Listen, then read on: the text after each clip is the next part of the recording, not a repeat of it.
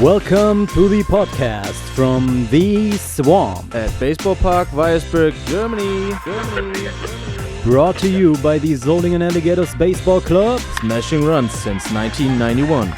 Dive into Alligators Alley with your hosts Max Michalk and Bruno Römer as we bring you face to face with the legends of the game. Former MLB players, active coaches, and many more to come. It's all right here, folks. Let's play ball.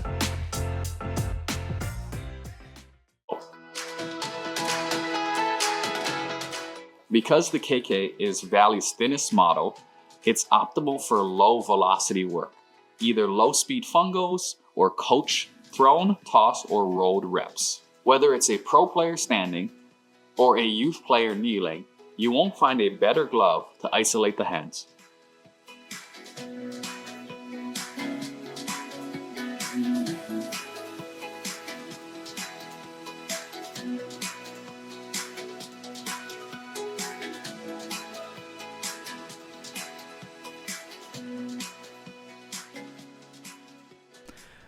This episode is brought to you by Branks & Heinrichs, your professional partner for packaging and more, with 150 years of experience and located in Solingen, Germany. Packaging, protecting, securing. For 150 years with Branks & Heinrich in Solingen and at 10 locations throughout Europe. Also online at verpacken.online. Branks & Heinrich. Passion for packaging and for Solingen. Hello and thank you for being a part of the third episode of The Swamp from the Ballpark Weyersberg of the Solingen Alligators. Oh, thanks for having me. First of all, congratulations on being named Director of Defense, Base Running and Game Strategy and Major League Field Coordinator of the Cleveland Guardians. That's a long name. What are your tasks in your new job? I appreciate that. The tasks are somewhat simple but vast. Run the day-to-day schedule for spring training and in the season, so do the bulk of our practice planning and scheduling. Oversee the Department of Defense, base running and game strategy. So it includes individual defense, it includes team defense, it includes base stealing and base running generally. All the advanced things that come with those things, whether that's positioning or scouting. So that's more or less what I do. So a little bit of teaching, a little bit of planning, a little bit of coach education, a little bit of all of the above. That sounds like a lot. So awesome. That sounds good. We're gonna go right over to question number 2. Your granddad is a well-respected coach in Hawaii. When did you realize that you would go into the family business of coaching baseball? Yeah, I think in my family with my grandfather and my father and my uncles all being longtime coaches, it's intuitive that you want to do what your family does, right? If you're the son of a firefighter or a teacher or a police officer or whatever it is, a carpenter, you're drawn to those things. You're aware of those dynamics. I never thought I would do it for a living. I always thought I would do it for a supplement. I thought, I'd be an attorney or a school teacher or a professor and then coach on the side. And so I never saw it as a path to a full-time role early on until I was much older. Okay. So what did you said you were at the university. What did you do there? When I was playing at the university, coaching at the university? Coaching at university. So when I started coaching at the small college level in the United States at the University of Puget Sound in Tacoma, Washington, my responsibilities was I coached third base. I did strength and conditioning, I did defense, and I did infield defense. And then I was the primary recruiter for the institution. So I traveled around the country finding players for the team. Okay, great. So, third question. You have been a great example that you don't have to play in the MLB to coach in the bigs. How is your experience in coaching minor and major league players? Yeah, I think that the fabulous thing is that professional baseball players, they don't spend a lot of time thinking about what you've done as a player. They spend a lot of time thinking about how you can help them as a resource. Because the modern player, he outsources his development his whole career. He goes to different academies. He just trains at different places in the off season. He works with different private instructors. So by the time he becomes a professional player, he's hit with so many hitting coaches and trained with so many defensive coaches and pitching coaches that he's used to hiring various teachers, and they have a better indication of what good looks like. And so if you can provide quality information that sets them up for success, they're not interested in your background. They're just interested in forming a relationship. So I've had a very positive experience coaching at the professional level, although I didn't play, because I spend a lot of time preparing to make sure I'm the best resource possible. Okay.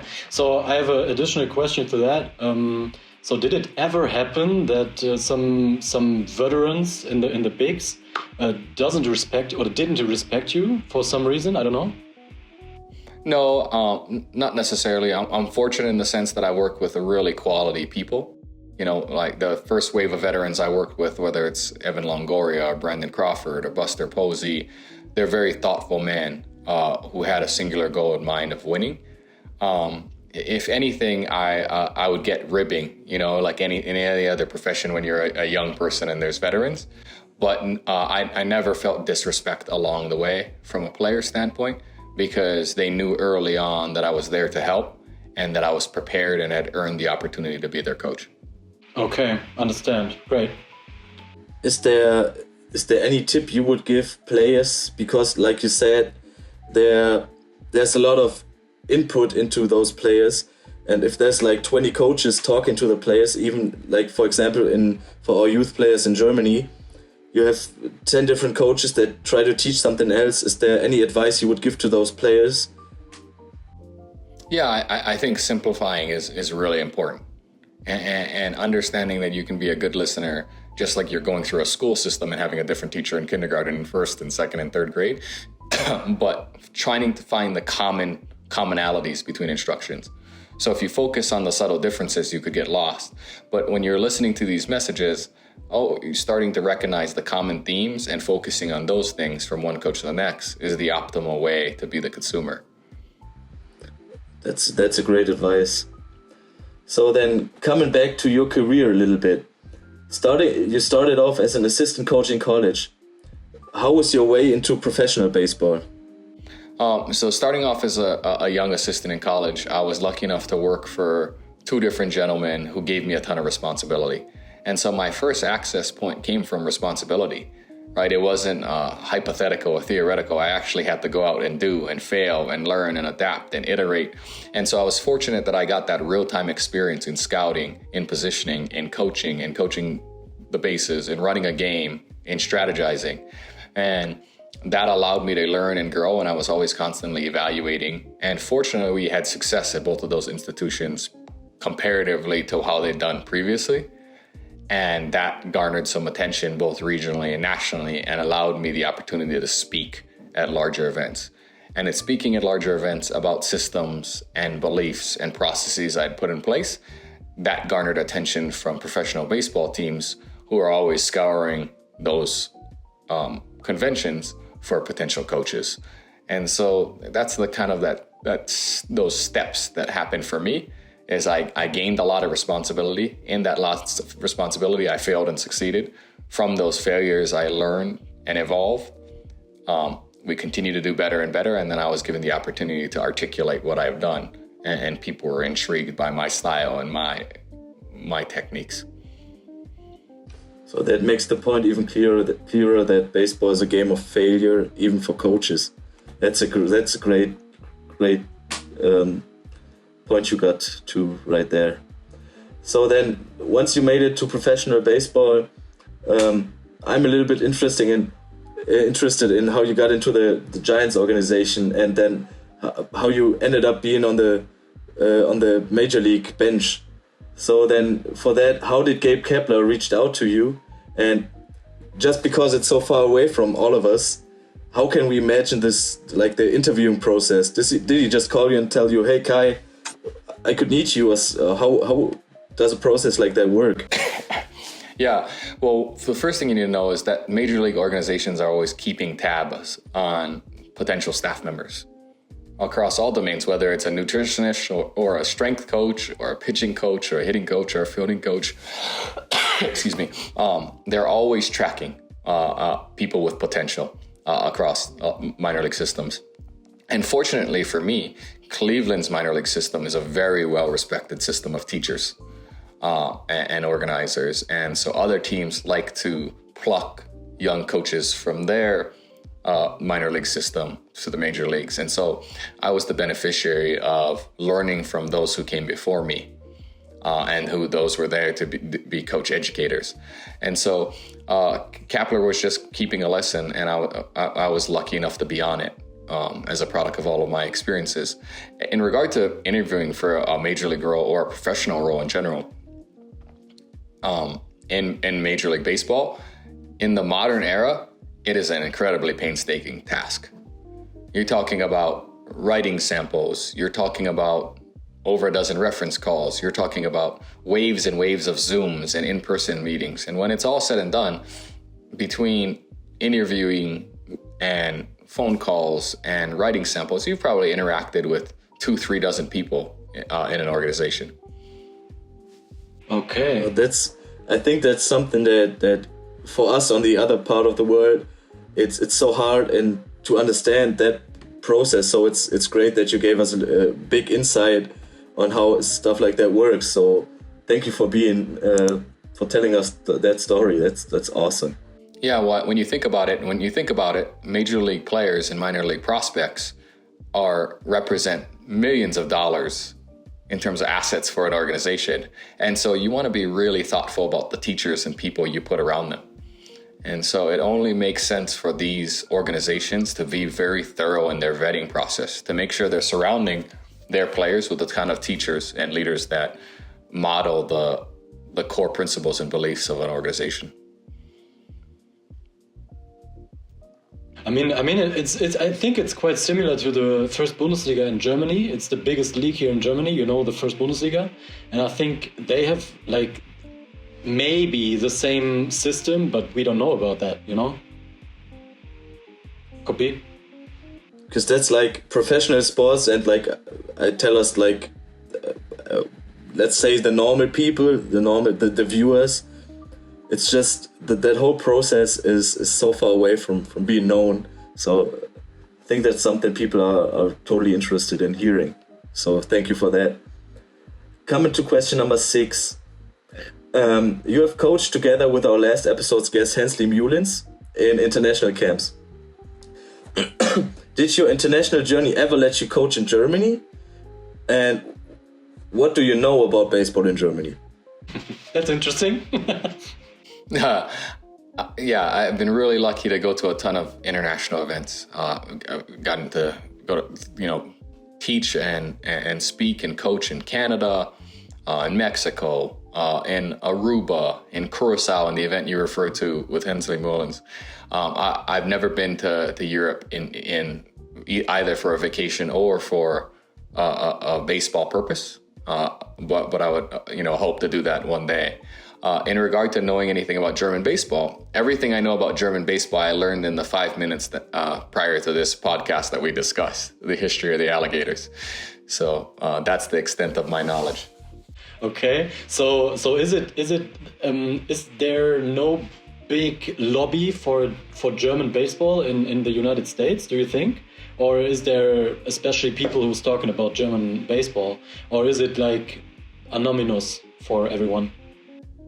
Yeah, I would say when you're thinking about baseball in Europe in general, you have a growing understanding as you see, there's the Max Keplers or the Harry Fords or folks who are having singular success, and it pops up and it makes you aware, okay, there's baseball going on there. There's a high level baseball going on.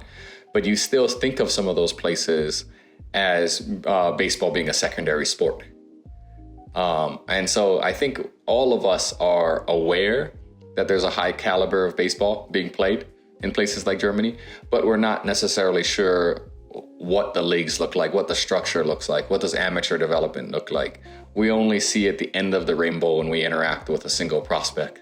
Okay, and do you think we have the opportunity to get baseball in Europe as popular as football is nowadays? Because it got famous because of the Super Bowl, and it swapped over. And what is your opinion about that? Do you think it's possible? Yeah, I think so. I think it's just creating a buzz around singular events, right? You're not talking about football, you're talking about the Super Bowl, right? It's like a singular event. It's like a function, right? It's like an American holiday. Where baseball is played over a longer period of time. A World Series isn't a single game. It's a set of games that could be as little as 4, as many as 7, right? And so it's hard to generate fanfare around larger events.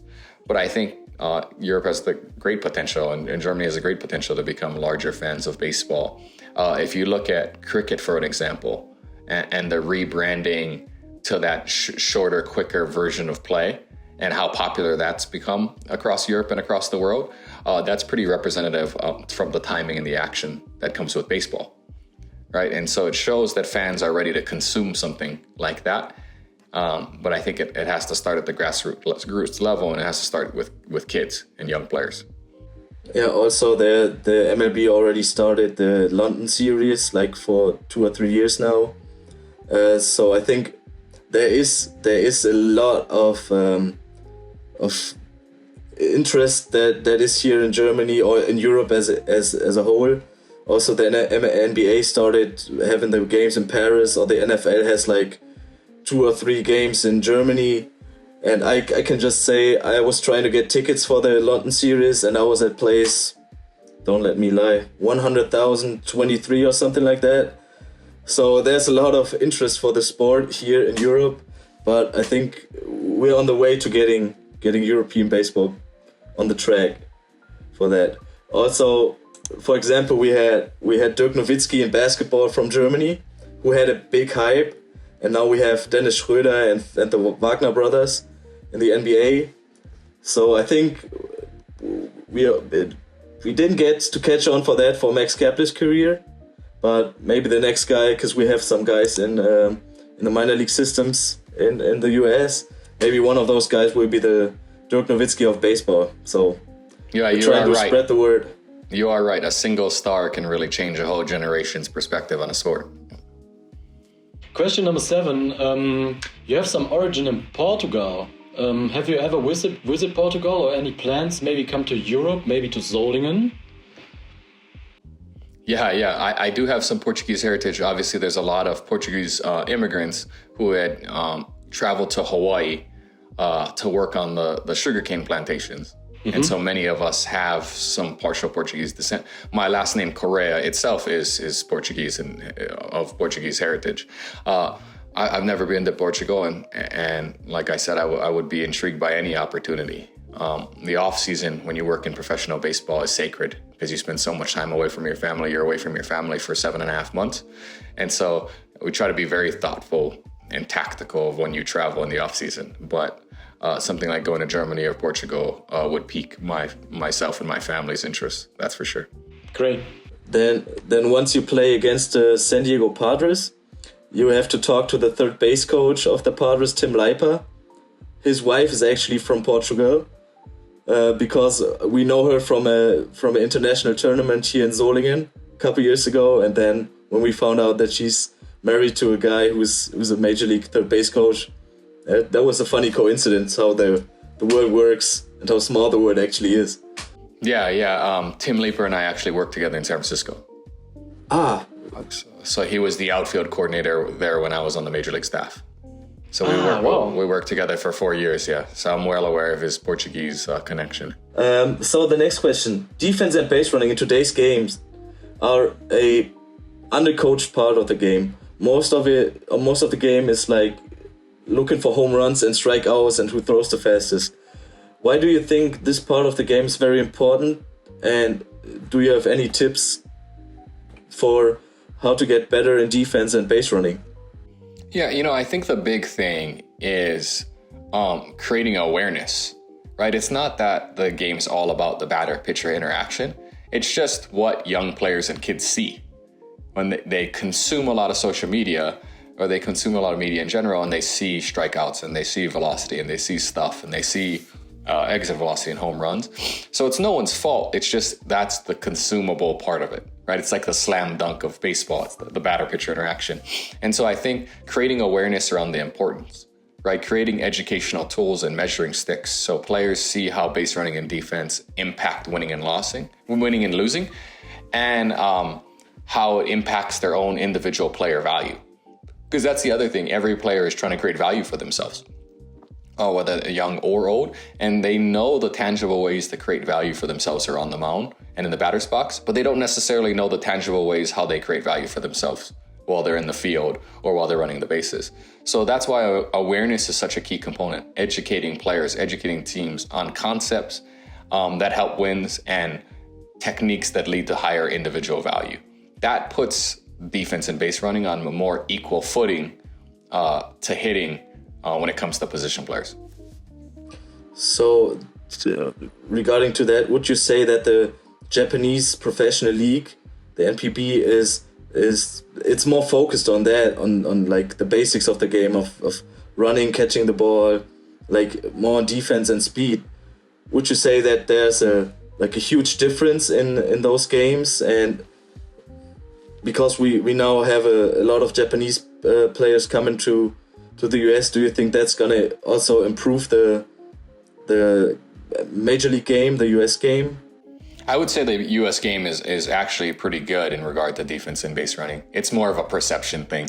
People like talking about it, but I don't necessarily think that's reality. I think the games are closer than folks think, but people like to say those things because it's a fun narrative. It's like saying,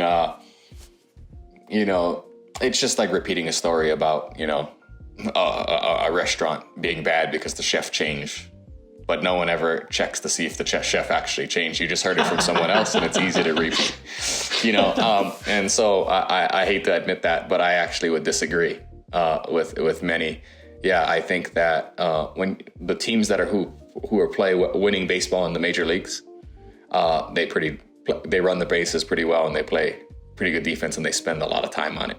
It's just that a major league team on their quest to the World Series, they're going to play 200 games.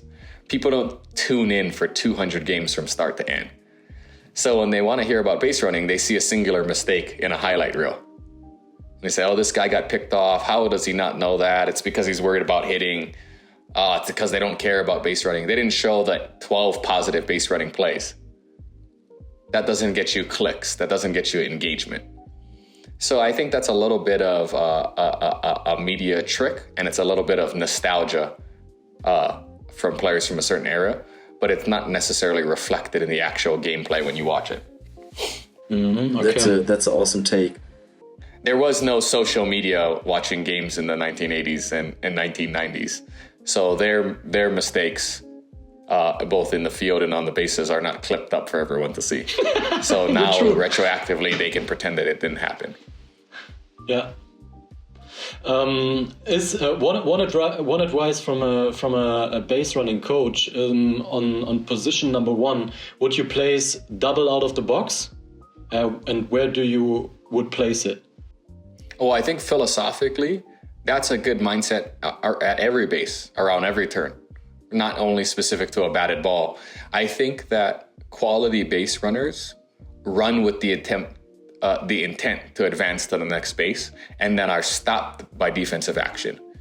So you're not running hesitantly and then waiting to see what happened and then having to start go. I think quality base runners take turns with the intent to advance, and then a clean catch and clean throw stops them and they return. So they do not have to start again. And then a bobble or a misplaced throw just continues them. So it's like you're arriving at the base as if it's a yellow light, not, and you're anticipating continuing as opposed to arriving at the base anticipating an eventual red. So would you say that the hitter should be trusting the first base coach in the base running, or what would you suggest to look after the ball when you hit it to see if it's bubbled or something? What do you say about that? Is it the trust in the first base coach, or is it the personal view on the field? Well, I think it's a combination. Okay. Right?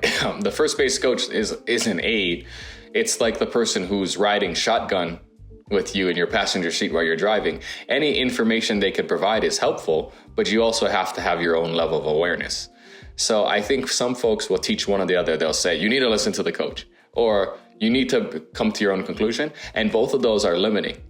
When in actuality, right? I think the drive analogy fits well. It's your car, it's your vehicle. You need to press the accelerator or turn the wheel.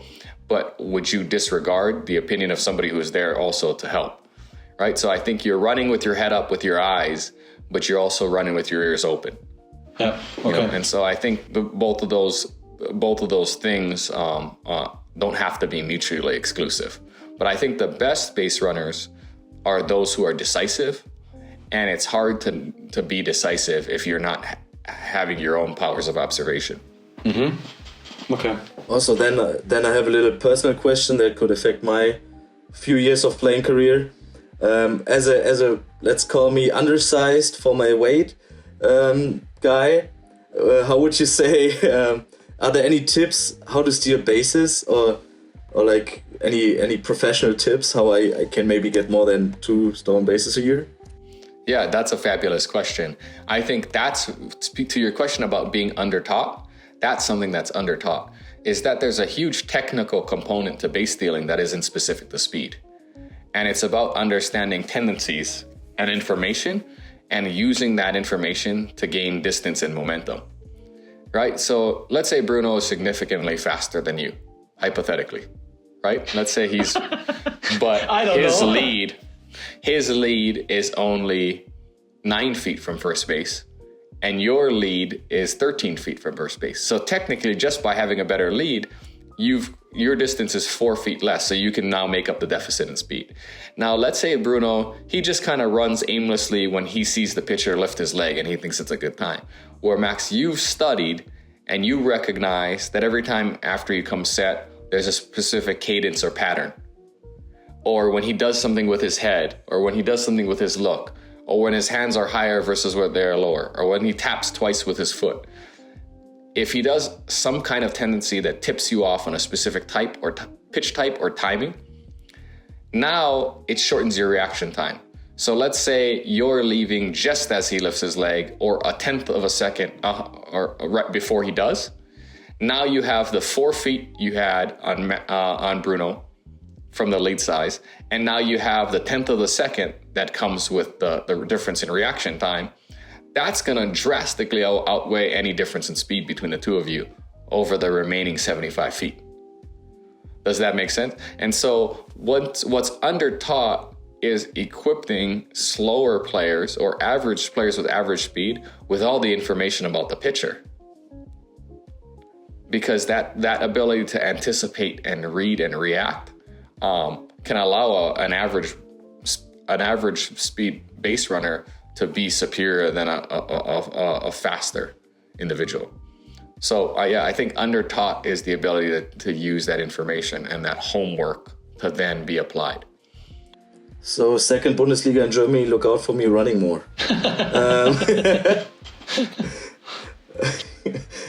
Still. So the one of the last questions is, you have been named a Interim-Manager for the final 3 games of the Giants 2023 campaign. How was that feeling of being in charge and being the head of this special Major League organization? Where we talked yesterday to Hensley Mullins, who was the hitting coach when they started their 3 World Series dynasty. So how was it being in charge of all of those players that you worked with before? Yeah, I mean, it was crazy, quite frankly. You know, you're talking about a historic organization that had great players, from Willie Mays and Willie McCovey all the way to the present day great players. And so it's a beautiful ballpark in an amazing city with a great fan base. And it wasn't something that I took lightly, even though it was for a single series, and something that I'll think reflect fondly back upon. So is there any chance of us as fans seeing Kai Correa as a Major League Manager one day? You never know. You never know. It is it's a tough job to come by. There's only 30 of those jobs in the world, just like there's only 30 of my jobs and 30 of Bam Bab's jobs.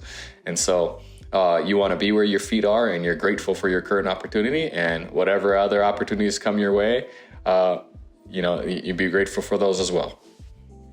So if that one day happens, we can refer to that podcast that we've been one of the first to ask you that.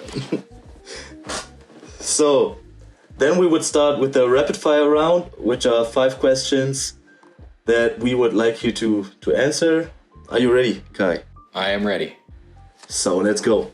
Question number 1 is German bratwurst or hot dogs? Oof. I like a good bratwurst. I do, but I like it like not in a bun, like as a separate function where, like a hot dog is quick for me. I'm eating a bratwurst, likely with like a fork or knife. I don't know if that's sacrilegious in Germany, but I like it like on a plate. Okay. So you take it with mustard or with ketchup? Oh, with mustard. Perfect. I can just tell you from own experience that a German bratwurst with mustard tastes better with a German beer. Yeah. Oh, okay. So next question would be soccer or Fußball or football? American football. I'm just more familiar with American football but I do appreciate the greatness of soccer worldwide. Next questions should be pretty easy because you're from Hawaii. Mountains or beach? It's funny, you think that's easy, but I live in the mountains, right? I live in Colorado. That's where I make my full-time off-season home. So I actually transition back and forth, but I will choose beach because that's where I was born and raised. Okay. So fourth question, your favorite moment in the MLB? For me personally? For you personally. Yeah, I think this past season, advancing all the way to that Final Four in the ALCS is definitely up there for me. Awesome. And then the last question would be, in America, East Coast or West Coast? I'm a West Coast guy. Yeah, I coach on the East Coast, but I'm closest to the West. I did my college years in the West. And, I got a lot of friends and family out there. So awesome. Great. Thank you that would conclude our podcast episode with you today. Thank you very, very much for being a part of this and helping us grow the game in Europe that much. And I think it's the guys in Europe will appreciate that we have legends like you who made a name for themselves by working hard and raising to the occasion that you had when you had the chance. That makes just the game of baseball more accessible to us guys here in Europe. Thank you very, very much for that. And I hope we one day see you here in Solingen. We can show you around the city and at our great ballpark and our castle that we got in Solingen as well. So we would gladly hope to see you one day. Oh, awesome. I'm proud to be a part of the podcast and I look forward to connecting.